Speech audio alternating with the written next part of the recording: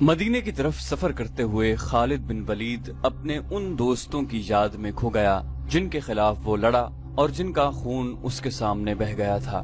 ان میں ایک مصعب بن عمیر رضی اللہ عنہ بھی تھے۔ قریش جو مارکے سے منہ موڑ گئے تھے کچھ دور ہی پہنچے تھے کہ خالد نے اپنے گھوڑے کو ایڑ لگائی اور ابو سفیان کو جا پکڑا۔ اس نے ابو سفیان سے پوچھا کہ تم لوگ جنگ کو ادھورا چھوڑ کر کہاں جا رہے ہو؟ مسلمانوں کا دم خم ختم ہو چکا ہے۔ ابو سفیان بھی یہی چاہتا تھا کہ یہ مارکا فیصلہ کن نتیجے پر پہنچے۔ قریش کے چند سوار وہیں سے پلٹ آئے۔ خالد دیکھ چکا تھا کہ رسول کریم صلی اللہ علیہ وآلہ وسلم کہاں ہیں۔ یہاں پھر ابو سفیان نے خالد کو کسی اور طرف بھیج دیا اور کچھ آدمیوں کو نبی کریم صلی اللہ علیہ وآلہ وسلم پر حملے کا حکم دیا۔ اب رسول کریم کے ساتھ کچھ اور مسلمان آ ملے تھے۔ اب پھر ابن قما لڑتے ہوئے مسلمانوں کا حلقہ توڑ کر رسول اکرم صلی اللہ علیہ وآلہ وسلم تک پہنچنے کی کوشش کر رہا تھا۔ اس وقت رسول اکرم کے پاس مصعب بن عمیر کھڑے تھے اور عمارہ رضی اللہ عنہا اپنے قریب پڑے ہوئے 2-3 زخمیوں کو پانی پلا رہی تھی۔ انہوں نے جب قریش کو ایک بار پھر حملے کے لیے آتے دیکھا تو زخمیوں سے ہٹ کر انہوں نے ایک زخمی کی تلوار اٹھا لی اور قریش کے مقابلے کے لیے ڈٹ گئے۔ قریش کا سب سے پہلا سوار جو ان کے قریب آیا اس تک وہ نہیں پہنچ سکتی تھی، اس لیے انہوں نے تلوار سے اس کے گھوڑے پر ایسا وار کیا کہ گھوڑا گر پڑا۔ سوار گھوڑے کی دوسری طرف گرا۔ عمارہ رضی اللہ عنہا نے گھوڑے کے اوپر سے کود کر قریش کے اس آدمی پر وار کیا اور اسے زخمی کر دیا۔ وہ اٹھا اور بھاگ کھڑا ہوا۔ مصعب بن عمیر کا قد بت اور شکل و صورت بھی رسول کریم صلی اللہ علیہ وسلم کے ساتھ نمایاں مشابہت رکھتی تھی۔ ابن قما مصعب کو رسول خدا سمجھ کر ان پر حملہ آور ہوا۔ مصعب تیار تھے، انہوں نے ابن قما کا مقابلہ کیا، پھر دونوں میں تیغ زنی ہوئی، لیکن ابن قما کا ایک وار مصعب رضی اللہ عنہ پر ایسا بھرپور پڑا کہ وہ گرے اور شہید ہو گئے۔ مصعب بن عمیر بہت لاڈوں میں پلے نوجوان تھے، لیکن تدفین کے وقت ان کا کفن بھی ادھورا تھا۔ عمارہ رضی اللہ عنہا نے مصعب کو گرتے دیکھا، خیز و غضب سے ابن قما پر تلوار کا وار کیا، لیکن ابن قما نے ذرہ پہن رکھی تھی اور وار کرنے والی ایک عورت تھی، اس لیے ابن قما کو کوئی زخم نہ آیا۔ ابن قما نے عمارہ کے کندھے پر بھرپور وار کیا جس سے وہ شدید زخمی ہو کر گر پڑی۔ اس وقت رسول کریم صلی اللہ علیہ وآلہ وسلم جو قریب ہی تھے ابن قما کی طرف بڑھے، لیکن ابن قما نے پینترا بدل کر آپ صلی اللہ علیہ وآلہ وسلم پر ایسا وار کیا جو آپ کے خود پر پڑا۔ تلوار خود سے پھسل کر آپ کے کندھے پر لگی۔ آپ صلی اللہ علیہ وسلم کے بالکل پیچھے ایک گڑھا تھا۔ آپ زخم کھا کر پیچھے ہٹے اور گڑھے میں گر پڑے۔ ابن قما نے پیچھے ہٹ کر گلا پھاڑ کر کہا، میں نے محمد کو قتل کر دیا۔ وہ یہی نعرے لگاتا میدان جنگ میں گھوم گیا۔ اس کی آواز قریش نے بھی سنی اور مسلمانوں نے بھی۔ قریش کو تو خوش ہونا ہی تھا۔ مسلمانوں پر اس کا بڑا تباہ کن اثر ہوا کہ حوصلہ ہار بیٹھے اور احد کی پہاڑی کی طرف پسپا ہونے لگے۔ اپنے نبی صلی اللہ علیہ وسلم کے شیدائیوں بھاگتے ہوئے مسلمانوں کو ایک للکار سنائی دی، اگر نبی صلی اللہ علیہ وسلم نہ رہے تو لعنت ہے ہم پر کہ ہم بھی زندہ رہیں۔ تم کیسے شیدائی ہو کہ نبی کریم صلی اللہ علیہ وسلم کی شہادت کے ساتھ ہی تم موت سے ڈر کر بھاگ رہے ہو۔ مسلمان رک گئے۔ اس للکار نے انہیں آگ بگولا کر دیا۔ وہ پیادہ تھے لیکن انہوں نے قریش کے گھڑ سواروں پر حملہ کر دیا۔ یہ حملہ خالد اور اکرمہ کے گھڑ سواروں پر ہوا تھا۔ خالد کو آج یاد آ رہا تھا کہ اس کے ہاتھوں کتنے ہی مسلمانوں کا خون بہہ گیا تھا۔ ان میں ایک رفاع بن وقش بھی تھے۔ خالد کے دل میں درد کی ایک ٹیس سی اٹھی۔ اسے کچھ ایسا احساس ہونے لگا جیسے وہ بے مقصد خون بہاتا رہا ہے، لیکن اس وقت وہ مسلمانوں کو اپنا بدترین دشمن سمجھتا تھا۔ اب مسلمانوں کا دم خم ٹوٹ چکا تھا۔ پیادے گھڑ سواروں کا مقابلہ کب تک کرتے؟ وہ مجبور ہو کر پہاڑی کی طرف پسپا ہونے لگے۔ رسول اکرم صلی اللہ علیہ وسلم بھی اپنے ساتھیوں کے ساتھ ایک تنگ سی وادی کی طرف جا رہے تھے۔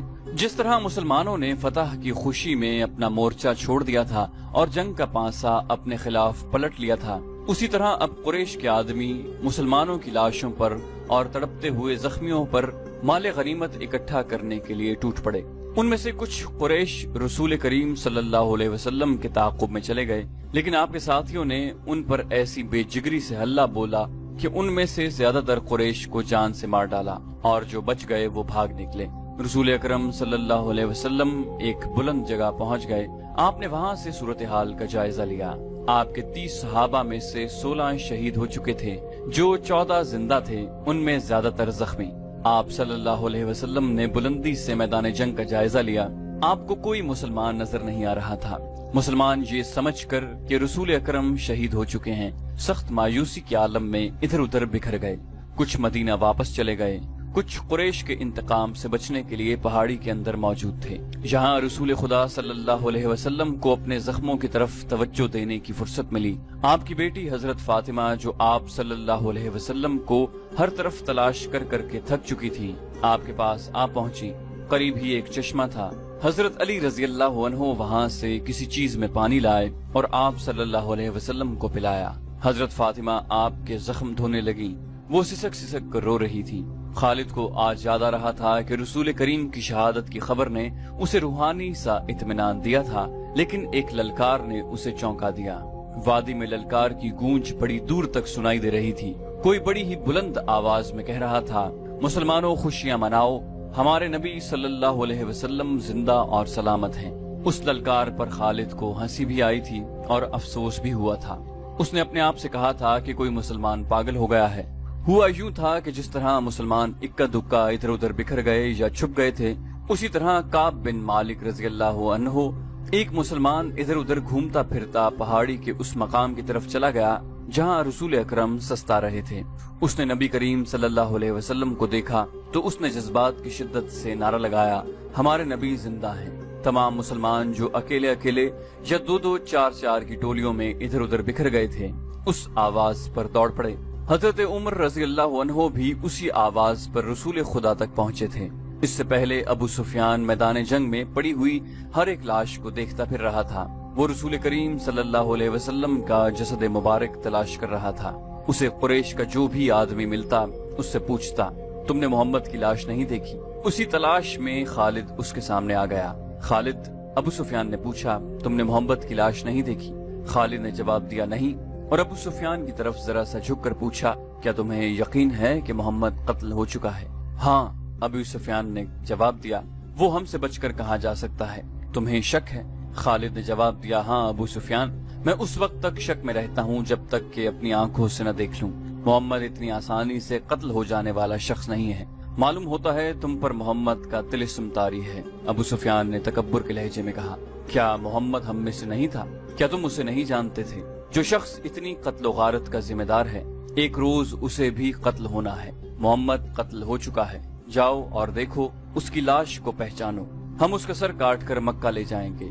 این اس وقت پہاڑی میں سے کعب رضی اللہ عنہ بن مالک کی للکار گرجی، مسلمانوں خوشیاں مناؤ، ہمارے نبی زندہ سلامت ہیں۔ پھر یہ آواز بجلی کی کڑک کی طرح گرجتی کڑکتی وادی اور میدان میں گھومتی پھرتی رہی۔ سن لیا ابو سفیان؟ خالد نے کہا، اب میں تمہیں بتاتا ہوں کہ محمد کہاں ہے۔ میں اس پر حملہ کرنے جا رہا ہوں، لیکن میں تمہیں یقین نہیں دلا سکتا کہ میں محمد کو قتل کر کے آؤں گا۔ کچھ دیر پہلے خالد نے رسول کریم اور ان کے ساتھیوں کو پہاڑی کے اندر جاتے دیکھا تھا، لیکن وہ بہت دور تھے۔ خالد ہار ماننے والا اور اپنے ارادے کو ادھورا چھوڑنے والا آدمی نہیں تھا۔ اس نے اپنے چند ایک سواروں کو ساتھ لیا اور پہاڑی کے اس مقام کی طرف بڑھنے لگا جدھر اس نے رسول کریم صلی اللہ علیہ وسلم کو جاتے دیکھا تھا۔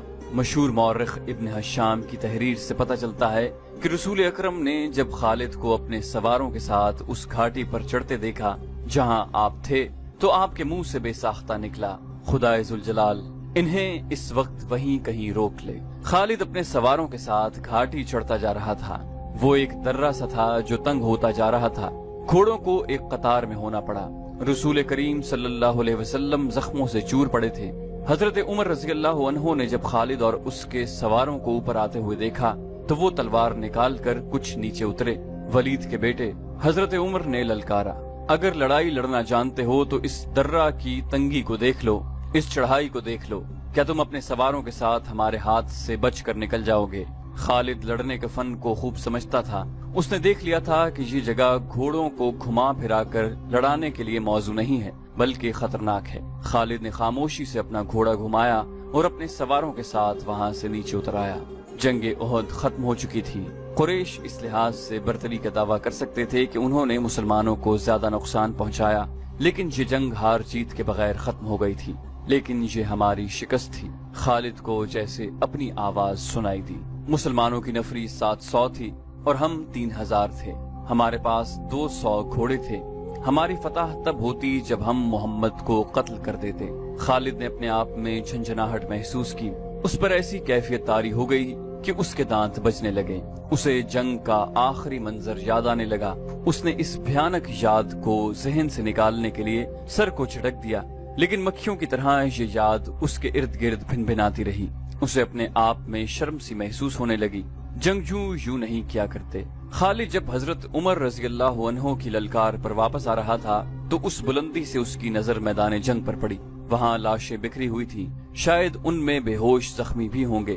لاشوں اور زخمیوں کو اٹھانے کے لیے نہ ابھی مسلمان آگے بڑھے تھے نہ اہل قریش۔ خالد کو ابو سفیان کی بیوی ہند نظر آئی۔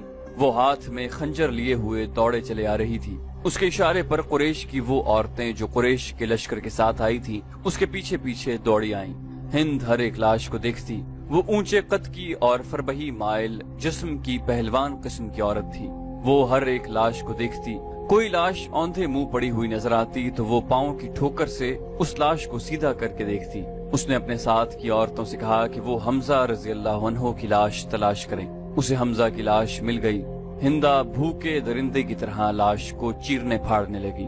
اس نے لاش کے کچھ اعضاء کاٹ کر پرے پھینک دیے۔ اس نے دوسری عورتوں کو دیکھا جو اس کے قریب کھڑی تھی۔ کھڑی دیکھ کیا رہی ہو؟ ہند نے ان عورتوں سے یوں کہا جیسے وہ پاگل ہو چکی ہو۔ یہ دیکھو میں نے اپنے باپ، اپنے چچا اور اپنے بیٹے کے قاتل کی لاش کا کیا حال کیا ہے۔ جاؤ مسلمانوں کی ہر ایک لاش کا یہی حال کر دو اور سب کے کان اور ناک کاٹ کر لے آؤ۔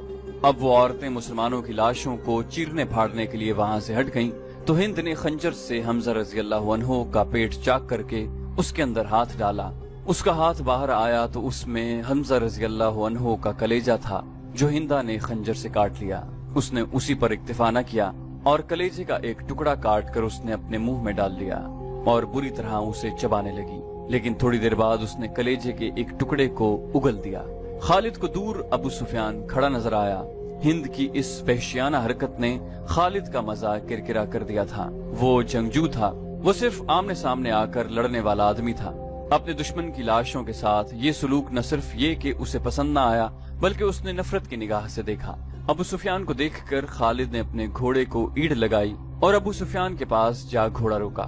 ابو سفیان، خالد نے غصے اور حقارت کے ملے جلے لہجے میں کہا، کیا تم اپنی بیوی اور ان عورتوں کی اس وحشیانہ حرکت کو پسند کر رہے ہو؟ ابو سفیان نے خالد کی طرف ایسی نگاہوں سے دیکھا جن میں بے بسی کی جھلک تھی اور صاف پتہ چلتا تھا کہ اسے لاشوں کے ساتھ اپنی بیوی کا یہ سلوک پسند نہیں۔ خاموش کیوں ہو ابو سفیان؟ تم ہند کو جانتے ہو خالد، ابو سفیان نے دبیسی زبان میں کہا۔ یہ عورت اس وقت پاگلوں سے بدتر ہے۔ اگر میں یا تم اسے روکنے کے لیے آگے بڑھے تو یہ خنجر سے ہمارے پیٹ بھی چاک کر دے گی۔ خالد ہند کو جانتا تھا، وہ ابو سفیان کی بے بسی کو سمجھ گیا۔ ابو سفیان نے سر جھکایا، گھوڑے کی لگام کو جھٹکا دیا اور منہ پھیر کر دوسری طرف چل پڑا۔ خالد بھی اس منظر کو برداشت نہ کر سکا۔ جب ہند حمزہ رضی اللہ عنہ کی لاش کا کلیجہ چبا کر اگل چکی تو اس نے پیچھے دیکھا۔ اس کے پیچھے جبیر بن مطعم کا غلام وحشی بن حرب کھڑا تھا۔ اس کے ہاتھ میں افریقہ کی بنی ہوئی وہی برچھی تھی جس سے اس نے حمزہ رضی اللہ عنہ کو شہید کیا تھا۔ ہند نے تہکمانہ لہجے میں اس سے کہا، یہاں کیا کر رہے ہو بن حرب؟ جاؤ اور مسلمانوں کی لاشوں کے ٹکڑے کر دو۔ وحشی بن حرب بولتا بہت کم تھا، اس کی کوشش یہی ہوتی تھی کہ زیادہ سے زیادہ بات اشاروں میں کر لی جائے۔ اس نے ہند کا حکم ماننے کے بجائے اپنا ہاتھ ہند کے آگے پھیلا دیا اور اس کی نظریں ہند کے گلے میں لٹکتے ہوئے سونے کے ہار پر جم گئی۔ ہند کو اپنا وعدہ یاد آ گیا۔ اس نے وحشی سے کہا کہ تم میرے باپ، چچا اور بیٹے کے قاتل کو قتل کر دو تو میں نے جتنے زیورات پہن رکھے ہیں وہ تمہارے ہوں گے، اور وحشی اپنا انعام لینے آیا تھا۔ ہند نے اپنے تمام زیورات اتار کر وحشی بن حرب کے پھیلے ہوئے ہاتھ پر رکھ دیے۔ وحشی کے ہونٹوں پر مسکراہٹ آ گئی اور وہ وہاں سے چل پڑا۔ ہند پر اس وقت فتح اور انتقام کا بھوت سوار تھا۔ ٹھہر جاؤ بن حرب، ہند نے جوشیلی آواز میں اس حبشی کو بلایا۔ وہ جب اس کے پاس آیا تو ہند نے کہا، میں نے تمہیں کہا تھا کہ میرا کلیجہ ٹھنڈا کر دو تو تمہیں اپنے زیورات دوں گی، لیکن تم اس سے زیادہ انعام کے حقدار ہو۔ ہند نے قریش کی عورتوں کی طرف اشارہ کر کے کہا، تم جانتے ہو ان عورتوں میں کنیزیں کون کون سی ہیں؟ دیکھو وہ جوان بھی ہیں، خوبصورت بھی، تمہیں جو کنیز اچھی لگتی ہے لے جاؤ۔ وحشی بن حرب نے اپنی عادت کے مطابق خاموشی سے چند لمحے ہند کے چہرے پر نظریں گاڑی، لیکن اس کی نظریں کنیزوں کی طرف نہ گئیں۔ اس نے انکار میں سر ہلایا اور وہاں سے چلا گیا۔ कुछ देर बाद मैदान जंग की हौलनाकी में से हिंद की बुलंद और मुतरन्नम आवाज सुनाई देने लगी। मौरिख इब्न हशाम के मुताबिक उसने तरन्नुम से जो नगमा गाया उसके अल्फाज कुछ इस तरह थे। हमने बदर के मार्के का हिसाब बराबर कर लिया है।